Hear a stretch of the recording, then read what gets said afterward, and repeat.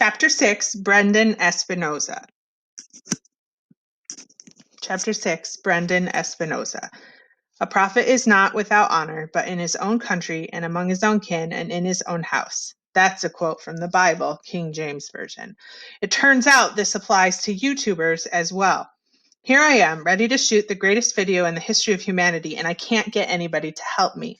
Come on, you guys, I plead with my fellow vidiots, members of Hiawassee Middle School's video club. You can't all have dentist appointments. It's against the laws of probability. All right, you got me, admits Hugo Verberg, raising his hands in surrender. I don't have a dentist appointment. The reason I won't help you is because you are completely out of your mind. What do you care? I shoot back. That's my problem, not yours. I'm not asking you to do the hard part. I just need someone to be my wingman. Shoshana, you'll help me, right? Not in a million years, is her reply. You're going to get yourself in trouble. I'll put your name on YouTube as a co-producer, I wheedle.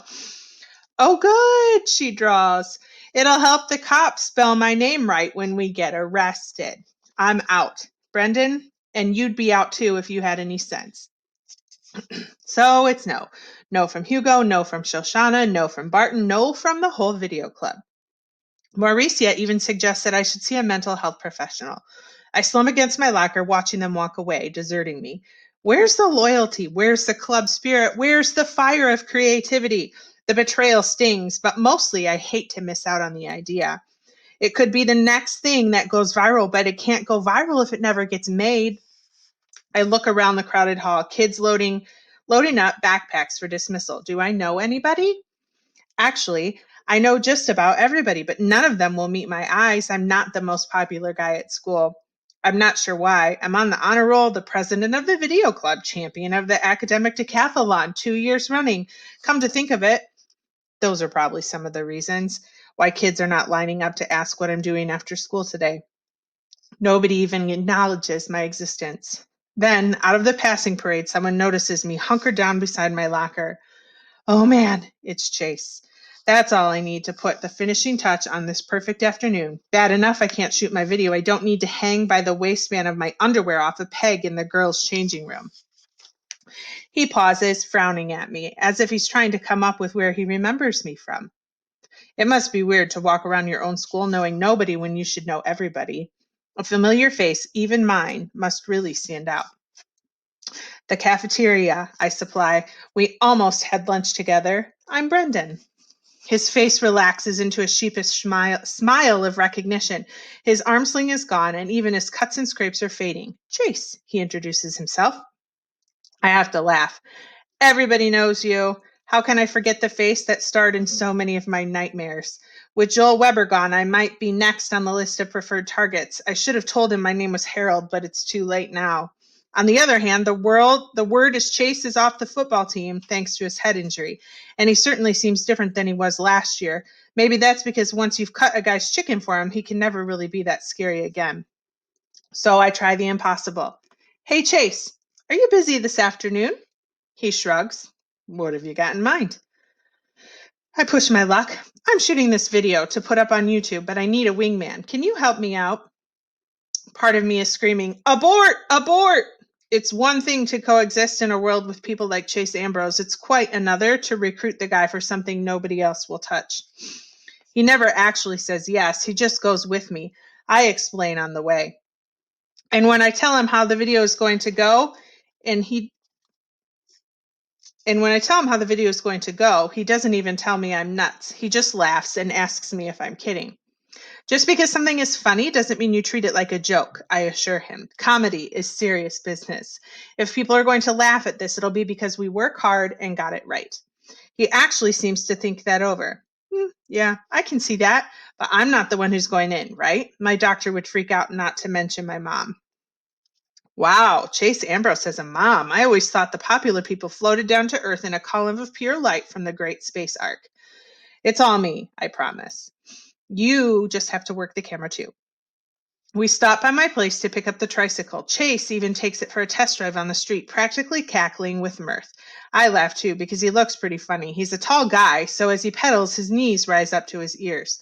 My mother comes out to investigate the ruckus. When she sees who I'm with, she's practically ready to dial 911. I can't really blame her. When the Chases of the world hang out with me, it usually means I'm about to be dangled by my feet out a high, high window. It's fine, Mom, I soothe her. Chase is helping me on a video project. Good to meet you.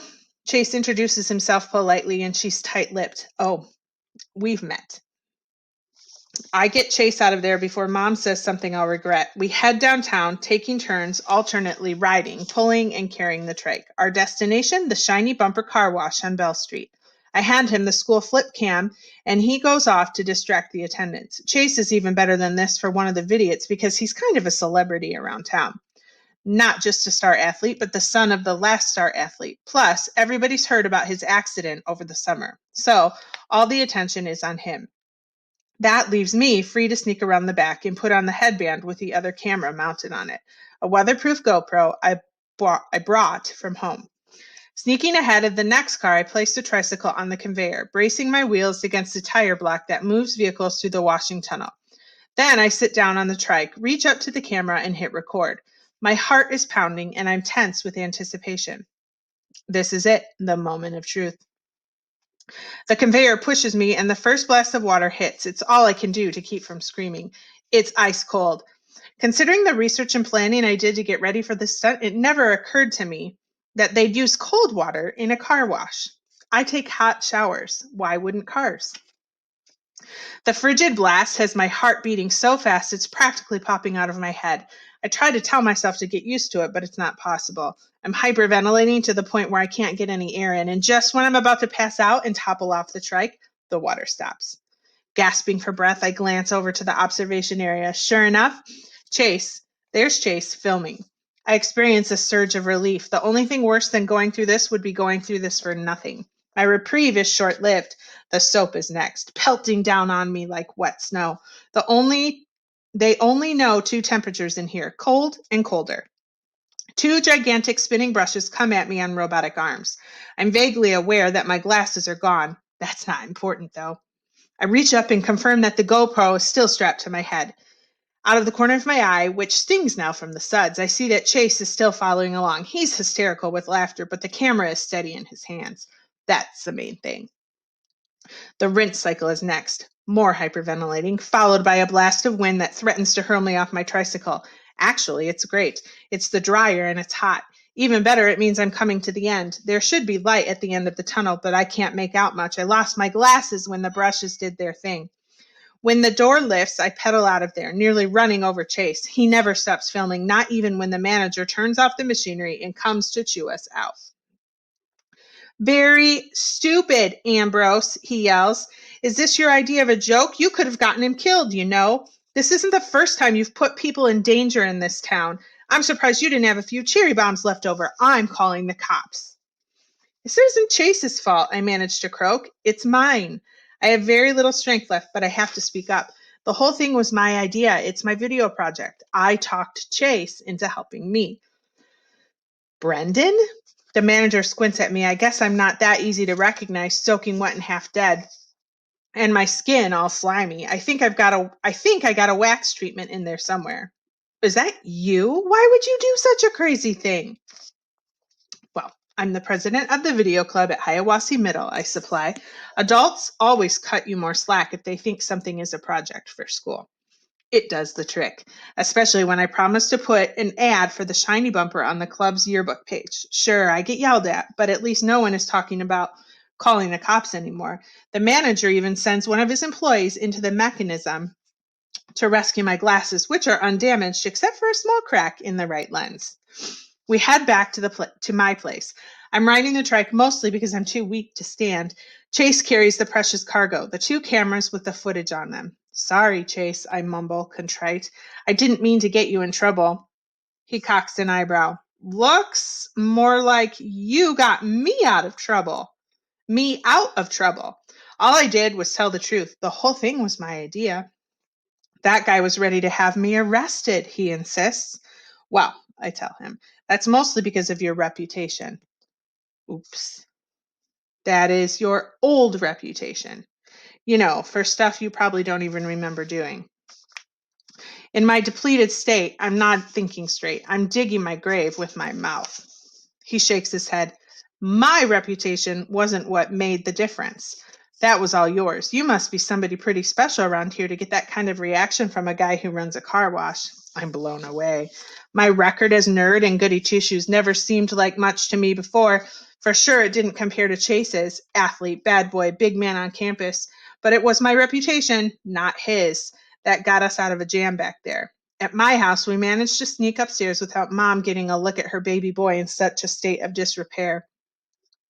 I'd never be able to convince her that Chase didn't do it to me. A bully palooza where I was half drowned in the river and my glasses smashed by a ball peen hammer. I can barely bring myself to take the time to change out of my wet clothes. That's how anxious I am to see the footage we shot. I keep expecting Chase to lose interest and take off, but he hangs around and it starts to sink in that he's just as into it as I am. We watched the video from the GoPro first. It's pretty insane. A blizzard of flying foam and torrents of water and a lot of whimpering I wasn't aware of at the time. I might have been trying to yell for help, but I couldn't form the actual words. I was also thrashing around more than I remember. It's a miracle I stayed on the trike. The best part is when the brushes come. It's as if I'm being attacked by two whirling monsters from where the wild things are.